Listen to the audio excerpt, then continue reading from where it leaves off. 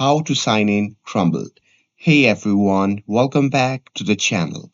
In today's video, I'm going to show you how you can easily sign in to your Crumbl cookies account. So now without further ado, let's get started. So first thing first, open any web browser and now here, once you're inside the web browser, simply click on the search bar and simply search for Crumbl sign up. And now here on the result page, simply click on the first link and once you click on it, you'll be prompted to the official sign-in page of the Crumbl. So now here in the pop-up menu, just click on the first text field and here simply enter your first name and last name.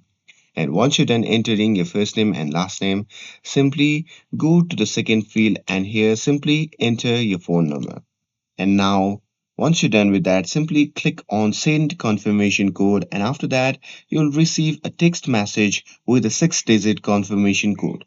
So just check your phone and then type that code into the box on the website and just hit verify. And that's it.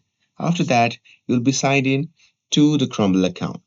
And with this, if you found this video helpful, then don't forget to like, share, and subscribe to get updated for more videos.